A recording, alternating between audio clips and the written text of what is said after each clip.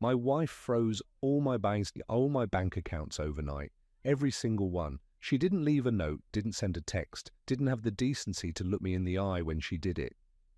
She just reached into the life we had built together and turned off the lights, leaving me standing in the dark.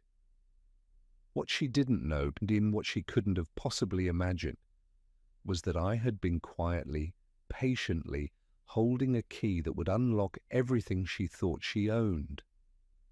If you've ever had the ground disappear beneath your feet, you know that specific kind of silence that follows, not the peaceful kind, the kind that rings.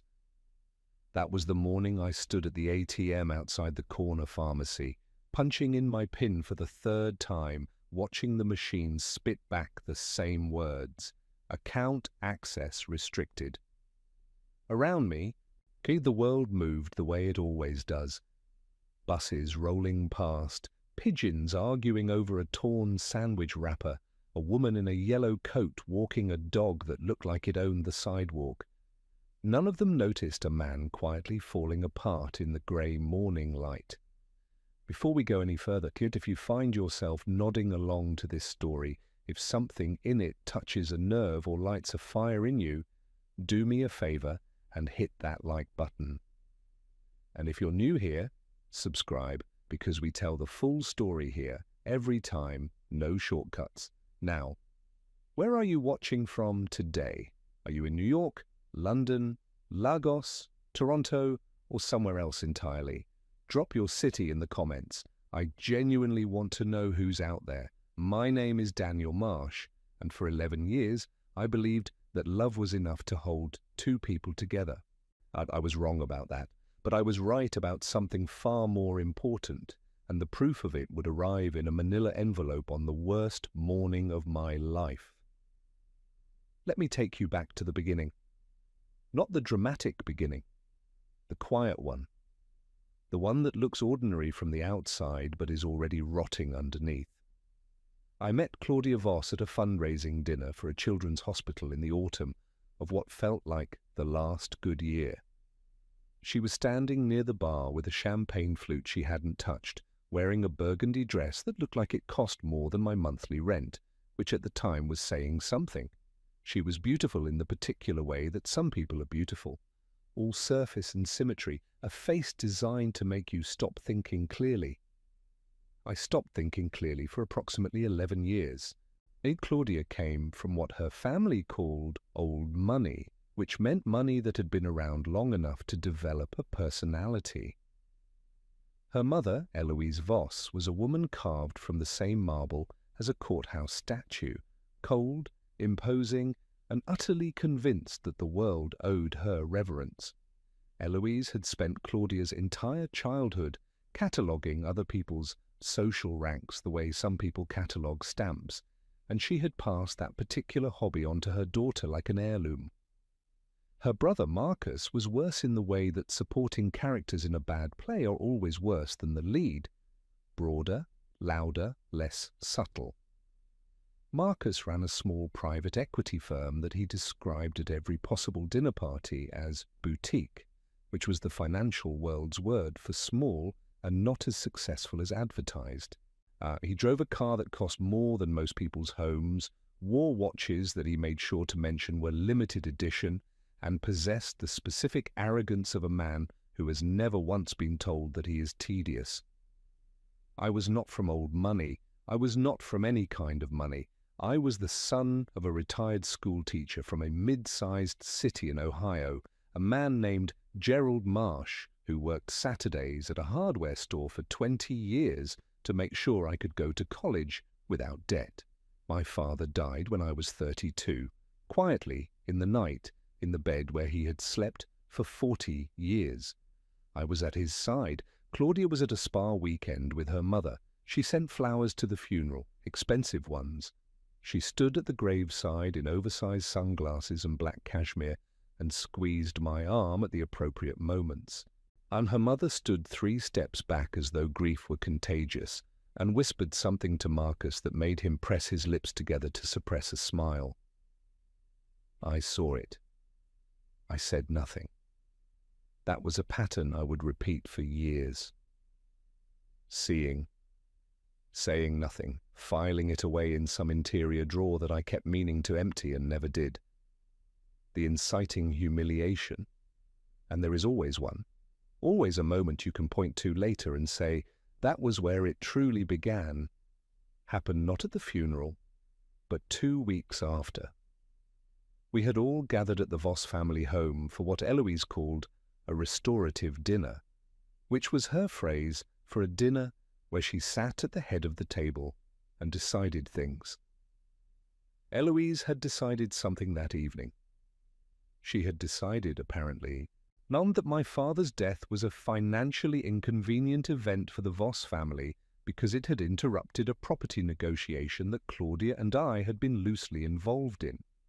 A small investment property I had saved for over 8 years to put a down payment on. It was nothing glamorous. A 3-unit apartment building in a neighborhood that was just beginning to recover from hard times. But it was mine, or it was supposed to be. "We've been discussing the property," Eloise said over the soup course, not looking at me, addressing Claudia as though I weren't present. Given Daniel's current situation, it makes more sense for the deed to be structured through the family trust. I set down my spoon. My current situation? Eloise looked at me then, and her expression was the look you give a child who has interrupted adult conversation. "Oh, your financial situation, Daniel. You'll be taking on funeral costs, travel. These things add up. It simply makes more sense." Marcus reached for the breadbasket. "Practically speaking, you'd still benefit. The asset would remain in the family." I looked at Claudia. She was looking at her soup. Her jaw was set in that particular way that meant she had already agreed to something without telling me. 3 weeks later, the deed to the apartment building was transferred into the Voss family trust. I signed the papers after a conversation with Claudia that I cannot fully reconstruct because my memory of it has been replaced by a kind of white noise. The sound a mind makes when it is protecting itself from something it should have walked away from. That was year 3 of our marriage. There were 8 more to come. And the years that followed were a slow erosion. Not dramatic, not violent, the kind of erosion that happens to coastlines. Imperceptible on a Tuesday, catastrophic over a decade. Claudia's spending increased as my standing in the household decreased. She discovered a social circle of women whose primary occupation was the performance of luxury, and she flung herself into it with the devotion of a convert. Weekend trips to places I wasn't invited to. Dinners with people I had never met. A renovation of the kitchen that cost more than my father's entire house. I worked. That was what I did. I was a structural engineer, mid-level management at a firm that handled commercial construction projects, and I was good at my job the way workhorses are good at their jobs, steadily, without applause. My salary was substantial. It went into a joint account, and from that joint account, money was spent on things I had no part in choosing. I didn't stop loving Claudia. That's the part that's hardest to explain. Love doesn't have an off switch, particularly when you are the kind of person who was raised to believe that commitment is something you honor, even when it costs you. My father had taught me that. Gerald Marsh, who worked Saturdays at a hardware store, and never once complained about the life he had. The letter arrived on a Thursday. Not the letter that matters most. That would come later. This letter was from my father's estate attorney, a man named Hartwell who had offices in a small building 2 blocks from the hardware store where my father had worked. The letter indicated that there remained one outstanding item from Gerald Marsh's estate that had not yet been transferred, a parcel of land in a rural county several hours from the city, which my father had purchased in the 1980s and never developed, never sold, and never discussed with anyone, as far as I knew.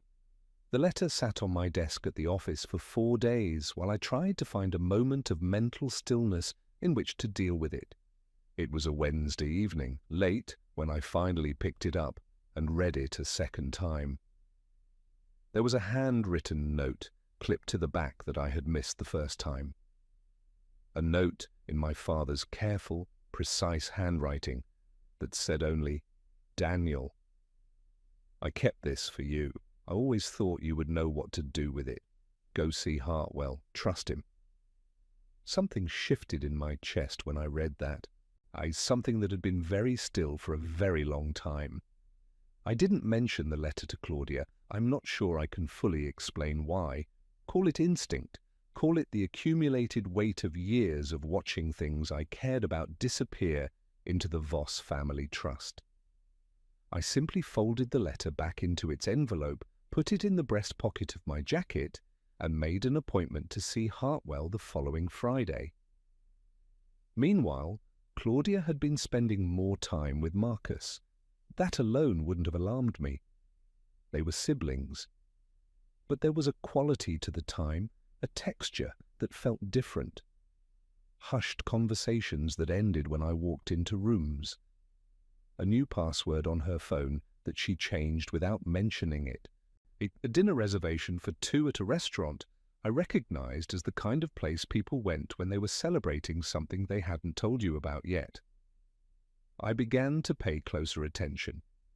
It was Marcus's assistant, a young man named Perry, who had worked for Marcus for 3 years and had never received a raise, a fact he mentioned to me at a family Christmas party, with the careful casualness of someone who wants you to understand something without quite saying it, who first let something slip. Perry was standing near the drinks table when Marcus walked past with his arm around a woman I had never seen before, whispering something in her ear that made her laugh with her whole throat.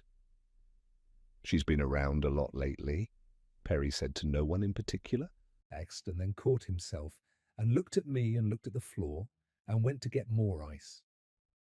I recognized her. She was one of Claudia's social circle.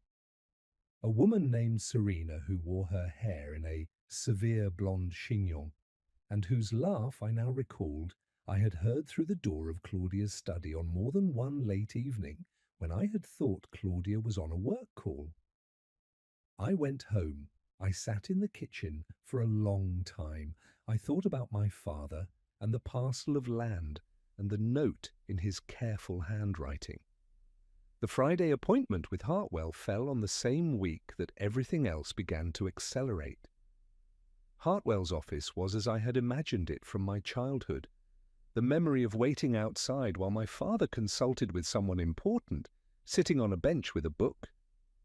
Dark wood panelling, a framed photograph of Hartwell shaking hands with someone official. Files stacked with a precision that suggested decades of professional discipline. Hartwell himself was a man in his late 60s with the kind of face that has been resolving complicated situations for so long that it has settled permanently into a posture of composed authority. He stood when I entered and shook my hand with both of his. "Your father spoke of you often," he said. He was very clear about his intentions. I sat down. "The land," I said. "Tell me about the land." What Hartwell told me over the next hour rearranged every piece of furniture in my interior life. The parcel was not a parcel in the sense I had assumed. A few rural acres, perhaps with a farmhouse, perhaps agricultural. The kind of land a working-class man from Ohio might buy in the 80s as a quiet investment and forget about. It was, in fact, a 147-acre tract of land that sat on what had turned out to be, over the following 4 decades, an extraordinarily valuable intersection of geography. A major regional highway project, approved by the state legislature 18 months ago, which was several months before my father died, had designated a significant portion of land in that county for acquisition and development. Multiple independent appraisals, commissioned by 3 separate development companies that had been approaching Hartwell's office for over a year, placed the fair market value of my father's parcel at between $68 and $74 million. I sat very still. Outside Hartwell's window, On a pigeon landed on the ledge and looked in with professional indifference. "He never told you," Hartwell said. It wasn't a question. "He never told anyone," I said. "He was concerned," Hartwell said carefully, "about outside influences affecting decisions regarding the land. He was explicit in his instructions. The land transfers to you and you alone, held in a separate legal structure, entirely apart from any joint marital assets. It is not subject to community property claims. He consulted with a property attorney, a tax specialist, and myself over a period of years to ensure this." I looked at the stack of documents Hartwell had placed in front of me. Clean, precise, airtight. The work of a man who had spent years making quiet plans while working Saturdays at a hardware store and never once complaining about the life he had. "There's something else," Hartwell said. He slid a second folder across the desk. Inside was a report from a forensic accounting firm that Hartwell had retained on my behalf, apparently on my father's instruction and at my father's pre-arranged expense, covering the financial activities related to the apartment building I had signed over to the Voss Family Trust 8 years ago. I had signed over, as it turned out, a building that now sat on land that had been quietly and systematically rezoned over the intervening years through a series of municipal contacts that the report carefully documented. The building itself had been sold, without my knowledge or consent, to using a legal maneuver that the report characterized as ethically questionable and potentially fraudulently executed given the original transfer terms, to a development group that was partially owned through a shell corporation by Marcus Voss. The profit from that sale, $4,200,000. My signature on the original transfer document had been used to facilitate a transaction I had never approved, for a property I had saved 8 years to buy for a profit I had never seen. The pigeon on the ledge outside had not moved. It regarded me with its amber eyes. I understood, for the first time in a long time, exactly what I was looking at. I drove back to the city. I did not go home. I went to the parking garage adjacent to my office building and sat in my car for 45 minutes doing something I hadn't done since I was a child, which was cry with my whole body. The kind of crying that feels like it is emptying something out rather than releasing it. I cried for my father. I cried for 8 years of erosion. I cried for the man who had stood at an ATM in the morning light watching his accounts lock shut around him. Because by the time I reached that parking garage, I had already checked my phone and discovered that the account freeze had happened. 3 accounts, joint and individual, frozen overnight. She hadn't waited. Whatever she and Marcus had been planning, the timeline had moved up. I wiped my face. I straightened my jacket. I called Hartwell. "I need to move quickly," I said. "Oh, I expected you might," he said. "I've taken the liberty of identifying a colleague, a litigation specialist. Her name is Adeze Okonkwo. She handles asset protection and fraud recovery. She's been briefed on the basics. Can you meet with her tomorrow morning?" "Yes," I said. "Daniel." A pause. "Your father was a very wise man." "I know," I said. Adeze Okonkwo occupied an office on the 14th floor of a building that looked like it had been designed by someone who understood that certain kinds of power prefer not to advertise themselves. She was a compact, precise woman in her mid-40s, whose stillness, when she listened, was the kind that made you understand she was processing everything at a level several floors below conversation. She listened to the full account without interrupting. When I finished, and she picked up her pen and wrote something on the legal pad in front of her, then looked up. "The account freeze," she said. "Your wife's name is on all 3 accounts?"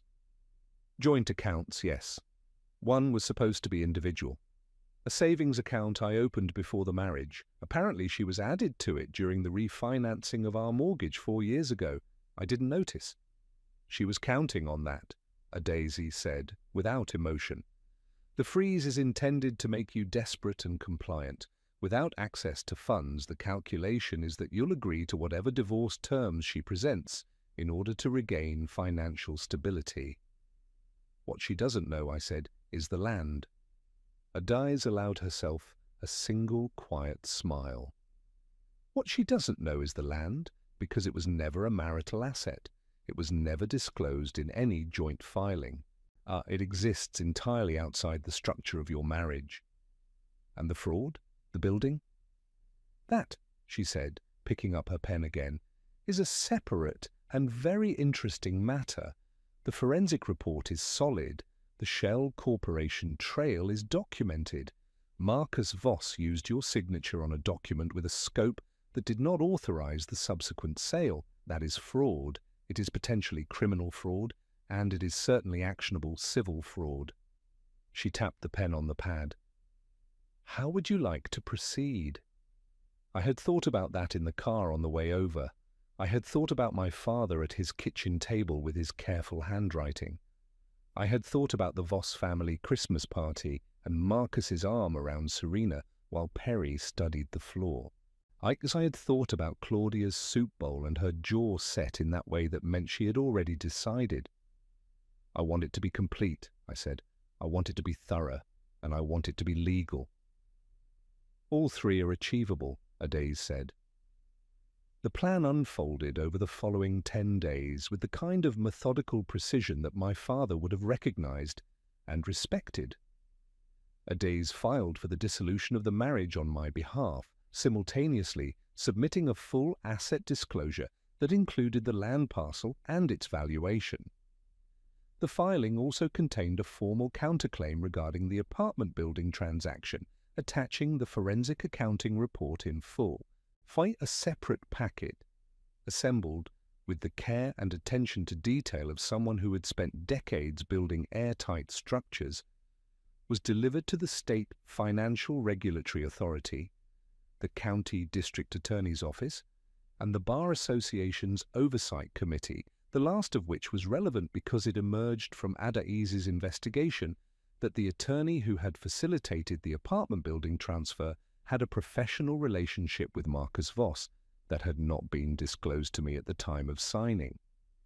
Adais also filed an emergency motion to unfreeze my individual accounts, supported by documentation demonstrating that the savings account had been improperly co-titled, and that the freeze had been executed as part of a pattern of financial control that the court would need to examine. The first domino fell on a Tuesday. Marcus Voss received a formal notice from the district attorney's office informing him that his financial activities related to the sale of the apartment building were under criminal investigation. The notice arrived at his office at 9 in the morning. By 11, his firm's 3 institutional clients, the ones that gave the word boutique any meaning at all, had each received a compliance inquiry from their own regulatory bodies asking about the nature of their relationship with Marcus Voss equity partners. By 2 in the afternoon, 2 of the 3 had suspended their agreements pending review. Perry, who had called me quietly that morning to tell me the notice had arrived and that Marcus had not come out of his office since, said that he could hear things being slammed against walls. But I was at a coffee shop 4 blocks from my old office, eating a sandwich, reading a book about river engineering. I thanked Perry and went back to my sandwich. Claudia called that evening 7 times. I did not answer. She arrived at the apartment I had taken on a short-term lease. Adais had recommended I vacate the family home during proceedings, which I had done 3 days prior, and knocked on the door with the particular rhythm of someone who has always had doors opened for them before they finish knocking. I didn't open it. She left a voicemail that was equal parts threat and pleading, which is a combination that tells you everything about a person. The threat was that her attorney would make the divorce process extremely painful for me. The pleading was that we could still work this out, that she had made mistakes, but that she still loved me, that I should call her back. I forwarded the voicemail to Adais and went to sleep. The second domino was quieter but heavier. The Bar Association's inquiry into the attorney who had handled the apartment building transfer resulted within 6 days in the temporary suspension of his license pending investigation. The attorney, a man named Clifford, who had been practicing for 30 years and whose framed certificates I had studied while waiting to sign documents I did not fully understand, retained his own counsel and, in doing so, provided a full account of his instructions. Those instructions had come from Marcus Voss. The account, once provided under the pressure of professional self-preservation, was detailed, specific, and devastating. When Marcus Voss was arrested on a Friday morning outside his apartment building, the charge was fraud. The arrest was not quiet. There were neighbors watching from windows. There was a photographer from a local business publication who happened, or didn't happen, to be nearby. The image that circulated showed Marcus in the grey suit he had been wearing when they approached him, his face caught between disbelief and a fury that had no useful target. Eloise Voss called Claudia within minutes of the arrest. Their conversation, according to documents obtained through the legal process that I will not detail here because the specifics are beside the point, lasted 47 minutes and covered, among other topics, how best to insulate the Voss family trust from what Eloise called Daniel's aggression. What Eloise had not yet understood, what neither of them had processed in the chaos of the preceding days, was that the Voss family trust was not what she thought it was. In the course of the forensic investigation, it emerged that the trust had been used as a vehicle for a series of transactions over the years that, on examination, were not as cleanly structured as Eloise had believed. 3 separate transfers of assets into the trust, including, critically, the apartment building that had been sold through Marcus's shell corporation, had been conducted in ways that created legal liability for the trust itself. The trust's assets were now subject to a civil claim as proceeds of a fraudulent transaction. But the trust that Eloise had spent 30 years building as an impenetrable fortress around the Voss family's wealth was, as Adaisy explained to me over the phone with the calm of someone reporting the weather, now the subject of a freezing order. Every account, every asset, every investment. I thought about Eloise at the graveside with her 3 steps of distance and the whisper to Marcus and the suppressed smile. I thought about the soup course and the bread basket and the phrase, practically speaking. I thought about my father at his kitchen table. The final confrontation was not in a courtroom, although the courtroom would come later. It was in the conference room of Adaisy's firm, on a Wednesday afternoon, with grey autumn light coming through the tall windows and the city going about its business 14 stories below. Aunt Claudia sat across the table from me for the first time in 3 weeks, flanked by 2 attorneys. She looked the way expensive things look when they have been left in the rain, still recognizably themselves, but altered in some fundamental way. Eloise had insisted on being present. She sat at the far end of the table in a black suit that was either a coincidence or a statement. Her face was as composed as ever, but her hands, folded on the table, were pressing against each other with a force that whitened her knuckles. Adais opened the session with a summary of the legal position. It took 12 minutes. When she finished, the room was very quiet. Claudia's senior attorney spoke first, something careful and procedural about the terms of the dissolution and the question of joint assets. And Adais let him finish and then placed a document in the center of the table. "The land," she said. I watched Claudia's face when she heard the number. $71 million, sole title, non-marital asset, not subject to division. It moved across her expression the way a weather system moves across open water, slowly at first, then all at once. "That's not possible," Claudia said. Her voice was different from the voicemail, stripped of its architecture. It is not only possible, Adaz said, it has been confirmed by 3 independent appraisals and is fully documented in the disclosure we filed with the court. Your husband, your soon-to-be former husband, is the sole legal owner of a land asset worth approximately $71 million, upheld in a trust structure that predates your marriage and is entirely insulated from marital property claims. Eloise unfolded her hands. She placed them flat on the table. This is a fabrication, she said. Gerald Marsh was a hardware store employee. I had not planned to speak, but I found that I had something to say. My father, I said, was a school teacher who worked Saturdays at a hardware store so that I could go to college without debt. He was also a man who spent 20 years making quiet plans for his son's future, while people like you looked at him and saw nothing worth looking at. Eloise opened her mouth. He saw you, I said. He saw all of you. He saw what this family was and what it would do, and he made sure that when it did those things there would be nothing left for you to take. The room was quiet again. You spent 11 years treating me like a financial inconvenience, I said to Claudia. You signed my name to documents I never approved. You froze my accounts to force me into compliance. You built your entire plan around the assumption that I had nothing and was nothing. What you didn't know, besides what my father made sure you would never know until it was too late, was that I was holding more than all of you put together.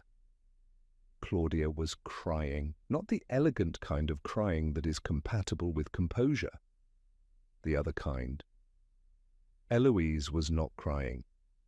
Eloise was looking at me with an expression I had never seen on her face before, which was the expression of a woman recalculating everything. The civil fraud claim against the estate of Marcus Voss, the Voss family trust, or can the attorney of record will proceed regardless of the outcome of the dissolution, Adaz said, in the tone of someone tidying away the last items on a list. The criminal proceedings against Marcus Voss are a separate matter entirely. We have nothing further to present at this session. She closed her folder. I stood up. I buttoned my jacket. I looked at Claudia one last time, not with anger, not with triumph, but with the particular kind of exhausted clarity that comes at the end of a very long and unnecessary journey. I hope, I said, that whatever you were planning with Serena was worth it. I walked out. The dissolution was finalized 4 months later. The terms reflected the reality of the legal position, which was that Claudia had no claim to the land, that the joint accounts were divided equitably, and that the marital home, which had been purchased primarily with my income, was sold and the proceeds split according to a formula that Adaz negotiated without emotion and without compromise. Marcus Voss was convicted of fraud 18 months after his arrest. He received a sentence of 4 years and was ordered to pay restitution of $4,200,000, the full profit from the apartment building sale, plus damages. The Shell Corporation was dissolved, the boutique firm closed, the limited edition watches were sold as part of an asset liquidation. The Voss family trust was not dissolved entirely, but after the civil claim was settled, its value was reduced to approximately 1/3 of what it had been. Eloise retained a lawyer to contest the settlement. She lost. She moved to a smaller home in a less prominent neighborhood and did not, as far as I am aware, resume hosting restorative dinners. Clifford, the attorney who had processed the transfer, lost his license permanently. He did not contest it. I sold the land to the Development Consortium for $72,300,000 on a Tuesday in March in Hartwell's office, with a pot of coffee that had been sitting too long and a view of the building where the hardware store used to be before it became a coffee shop. I sat for a while after the signing in the chair across from Hartwell's desk, looking at nothing in particular. What will you do with it? Hartwell asked, not because it was his business, but because he had known my father for a long time and was entitled to be curious. Some of it, I said, is going to a scholarship fund for engineering students, kids who are paying their own way. I looked at the window. The rest I'll figure out. I'm not in a hurry. Hartwell nodded. He seemed satisfied with that. I was not in a hurry. That was true. I had learned, slowly, at cost, in the way that real lessons always arrive, that patience is not the same as passivity, that enduring is not the same as accepting, that a man can work Saturdays at a hardware store for 20 years and quietly, carefully build something that outlasts every person who ever looked at him and saw nothing worth looking at. 6 months after the dissolution was finalized, I met a woman named Ruth at a conference on sustainable infrastructure, where she was presenting research on flood-resilient urban planning, and I was in the audience genuinely interested in what she had to say. She was direct and unpretentious, and laughed at things that were actually funny, and when she disagreed with something, she said so plainly and without drama. We had dinner. Then we had more dinners. She knew what I had been through in the broad strokes because it had not been entirely private, and she did not treat it as a spectacle or a wound. She treated it as a thing that had happened to a person she was getting to know. That was new. It was a good kind of new. I live in a modest apartment now, modest by the measure of what I could afford, which means it is comfortable and well lit and has a view of a park where I run in the mornings before work. I still work. And engineering is not something I wanted to retire from. It is the practice of making things that hold, and I find that meaningful in a way that has nothing to do with salary. The scholarship fund has sent 11 students to engineering programs in its first 2 years.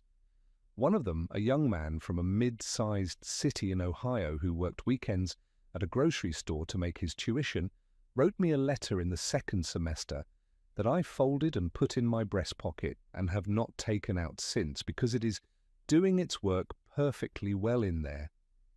What Claudia and Eloise and Marcus never understood, what the people who measure worth in watches and wine lists and the size of family trusts never understand, is that the real inheritance my father left me had nothing to do with the land. The land was the instrument, and the inheritance was the lesson that a quiet man who does his work and keeps his word and plans carefully and loves his son is building something that no amount of arrogance or cruelty or condescension can reach.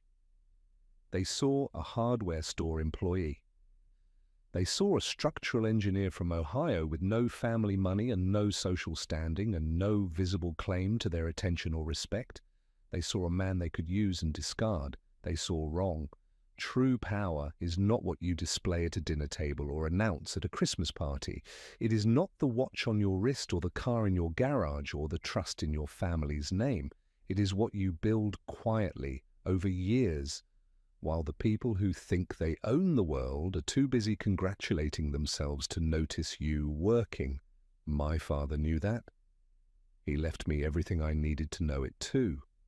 And that, more than the land, more than the money, more than the fraud conviction and the dissolved trust and the closed firm and the lost license, is what I carry with me every morning when I lace up my shoes and go out to run in the light of a day that belongs entirely to me. What would you have done in my position? Let me know your thoughts in the comments below. And if this story moved you, if it reminded you of something true about the kind of patience that isn't weakness, hit that like button one more time. It helps more people find stories like this one. I'll see you in the next video.